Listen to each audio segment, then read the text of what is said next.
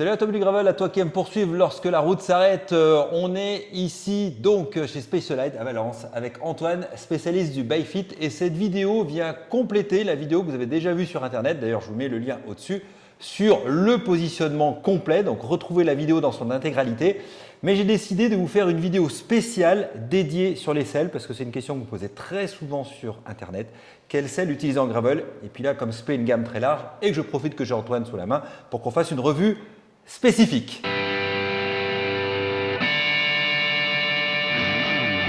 Alors Antoine, quels sont un peu les différents types de selles que l'on trouve et quel est l'échantillonnage que tu nous présentes là, que ce soit en termes de forme, de matière, de géométrie, Allez, c'est toi l'expert, je te donne la parole. Ok. Du coup, en termes de selle, il y a pas mal de choses à prendre en compte. La première chose qu'on prend en compte la plupart du temps, c'est la largeur de la selle. D'accord. Donc, c'est la taille. C'est exactement le même principe que choisir une bonne pointure de chaussure ou choisir une bonne taille de gants. Une selle, ça se choisit à la bonne taille, donc on mesure. Donc on a fait la mesure tout à l'heure de l'écartement ischiatique, donc la distance qu'il y a entre les deux os du bassin.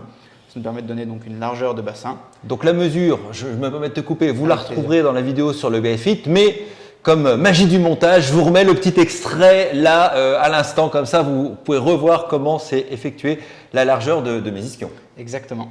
Hop, donc voilà, le dos bien droit, les genoux à 90 degrés. Et donc ce qu'on voit à l'écran… Je vois que je n'ai pas les fesses droites surtout. Ouais, ça arrive à tout le monde. Non, là ce qu'on voit vraiment, c'est les points d'appui que tu as sur la plateforme qui est donc juste sous tes fesses. Ouais. Et donc on va faire la mesure entre les points centraux. Je vais te laisser te relever puis te rasseoir directement. Le but c'est de faire quelques mesures, donc 2-3 mesures pour avoir une bonne moyenne. Hop, je laisse rester assis. On va attendre que ça se stabilise un peu. Hop, et voilà, donc ça va nous donner une mesure de ton écartement ischiatique et donc ça va nous permettre de définir la largeur de la selle. Donc une fois qu'on a déterminé cette largeur ischiatique, enfin cet écartement ischiatique, pardon, on va pouvoir du coup déterminer une largeur de selle. Donc là en l'occurrence dans ton cas on est parti sur des selles qui font 143 mm. Ça correspond bien à ton écartement ischiatique. Il y a quoi comme largeur de selle un peu globalement sur le marché? Sur le marché, ça va grosso modo de 130 jusqu'à à peu près 200 mm. D'accord. Donc il y a un peu de tout. Nous à la gamme, on a 5 largeurs de selle pour les selles performance. On a 130, oui, 5 largeurs de selle quand même. Ouais, ça en fait déjà un paquet. Ouais. Mais c'est vrai que la largeur de selle, c'est quelque chose auquel, honnêtement, quand on achète un vélo, on va regarder le cadre, le groupe, les roues, les pneus. La selle, juste, tiens, est-ce qu'elle est moelleuse, est-ce qu'elle est confortable ou pas, mais en fait, on va jamais regarder quasiment la largeur, enfin ces éléments-là, alors que c'est important. C'est la première chose à choisir. Comme je le disais, c'est un peu comme choisir une paire de chaussures. La première chose qu'on choisit, c'est la pointure. Eh bien oui. Là, c'est exactement le même principe. Donc, le rembourrage, ça vient vraiment en dernier. Est-ce qu'elle est molle ou pas? Voilà. Mais d'abord, la pointure, donc la largeur de la selle. Et ensuite, on va pouvoir s'orienter vers une forme de selle. Donc, il existe plein de formes de selle. Des selles qui sont plutôt courtes, des selles qui sont plutôt longues. Et après, on a donc différentes façons de les comparer et de les présenter. Donc, il y a la longueur, il y a ce qu'on appelle la courbure de la selle. Donc, c'est la forme qu'elle peut avoir vue de l'arrière. Plus ou moins ronde, plus ou moins plate. Il y a des selles très plates, il y a des selles très rondes. Et donc ça, en fait, ça nous permet vraiment de jouer avec un appui qui est un petit peu différent. D'accord. Donc là, c'est vraiment plutôt de la préférence personnelle. Est-ce qu'on préfère avoir un appui qui est très franc? Dans ce cas-là, on va plutôt se diriger vers des selles plates. Ou alors, est-ce qu'on préfère avoir un appui qui est un peu plus diffus, quitte à avoir de la pression à des endroits qui sont un peu moins confortables? Et ça, c'est vraiment ultra personnel. Donc, on va pouvoir choisir entre une selle ronde, une selle plate. Il y a également le fait qu'on puisse passer un petit peu mieux les cuisses. Donc, une selle qui est un peu plus arrondie aura un passage de cuisse un petit peu plus dégagé. Donc, ça peut être quelque chose d'intéressant. Et une dernière chose que l'on va regarder avec les selles, c'est ce qu'on appelle l'aileron. Donc une selle, elle peut avoir plus ou moins d'ailerons. Donc il y a des selles qui sont toutes plates. Comme cette courbure en quelque sorte. Exactement, qu'on pourrait appeler aussi le creux de selle. Donc on essaye d'éviter le mot creux parce que ça peut être ça peut vraiment induire en erreur en fait. Oui. Parce que les gens se disent c'est un creux, donc je mets l'avant et l'arrière de niveau et c'est le creux de la selle. Sauf que la plupart du temps, c'est plutôt un aileron. Donc on met l'avant de la selle de niveau et l'aileron s'exprime derrière. Et ça, en fait, ça permet d'accompagner la bascule de bassin. Et donc, on le choisit plutôt en fonction de sa pratique. C'est intéressant parce que je sais que beaucoup, et moi j'ai fait cette erreur pendant longtemps, quand il fallait la mettre à niveau, je mettais le niveau là. Ouais, c'est quelque chose que beaucoup de personnes font. Et c'est une erreur en fait. Ça marche avec pas mal de selles, des selles qui sont assez plates. En fait, il faut s'arrêter sur le niveau avant la remontée. Exactement. Donc quand on prend une selle… J'ai appris un truc aujourd'hui, comme quoi on apprend des choses tout le temps. On en apprend tous les jours. Hein. Exactement. Ça c'est clair.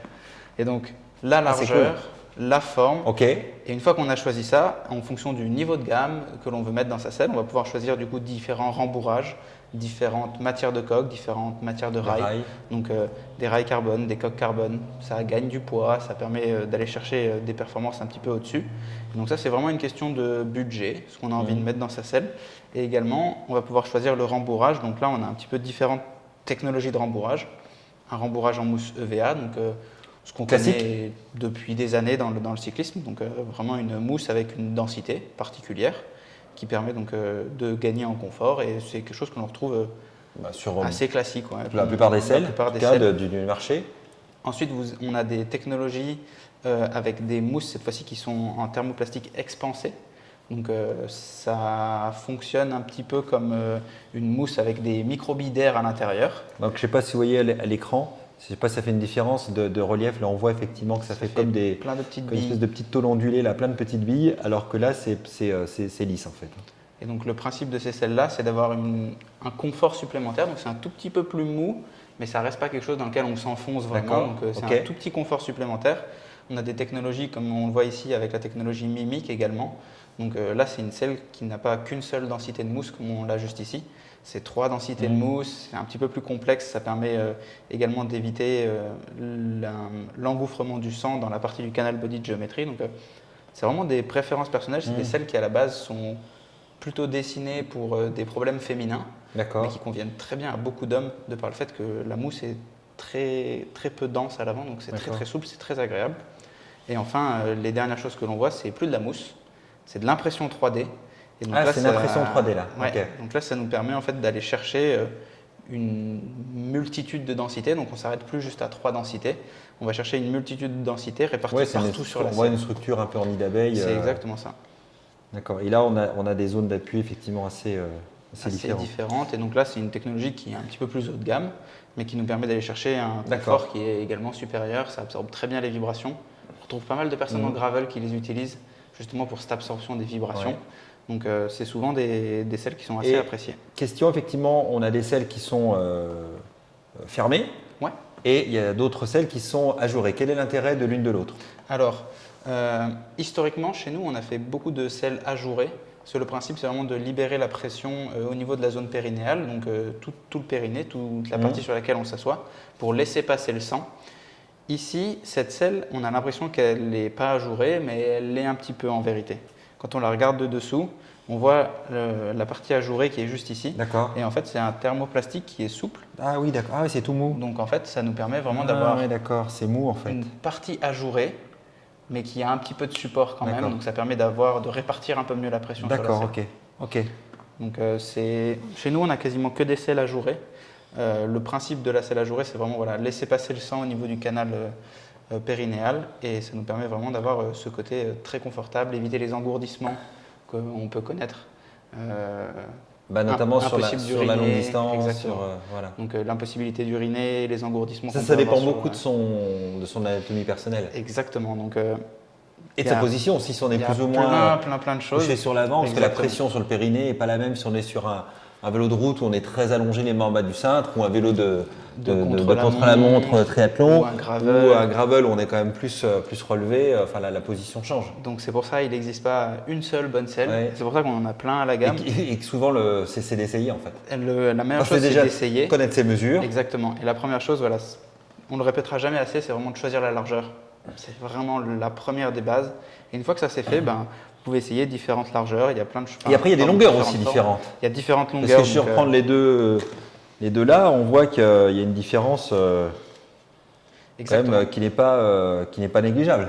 Donc, quand il y a 2-3 cm, ça fait une différence aussi. Qu'est-ce qui fait la différence entre le… Pourquoi est-ce qu'on choisirait plutôt une selle à bec long ou plutôt à bec court? Alors le bec court, ça permet vraiment de libérer la pression sur l'avant du périnée. D'accord. Donc c'est des selles qui sont très très utilisées. D'accord. Et le bec long, au contraire, ça permet de mieux la répartir, d'avoir moins cette sensation de 2 appuis très francs.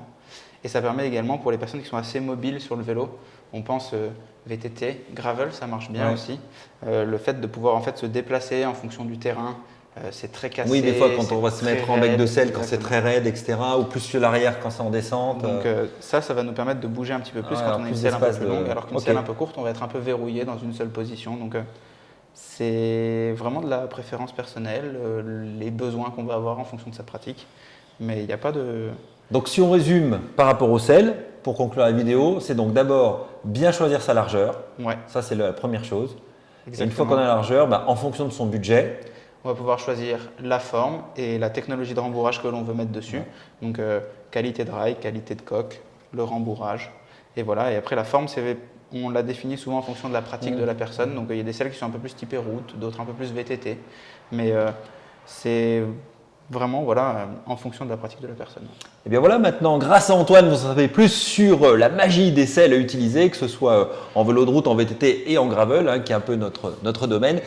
D'ici là, bah, écoutez, pensez à vous abonner, pensez à lâcher un petit pouce bleu, mettez dans les commentaires quel type de selle vous utilisez, ce que vous leur trouvez comme qualité, comme spécificité. Moi, c'est vrai que j'en ai essayé pas mal cette année. Alors, tiens, une dernière question pour terminer. Parmi l'ensemble des cyclistes que je côtoie, certains, je vais être un peu vulgaire, mais on peut leur mettre n'importe quelle selle sous les fesses, tout leur va. Ouais. Et des personnes comme moi, j'ai beaucoup de mal à trouver des selles. J'en ai essayé beaucoup différentes et j'ai beaucoup de mal à être bien sur une selle. Ouais.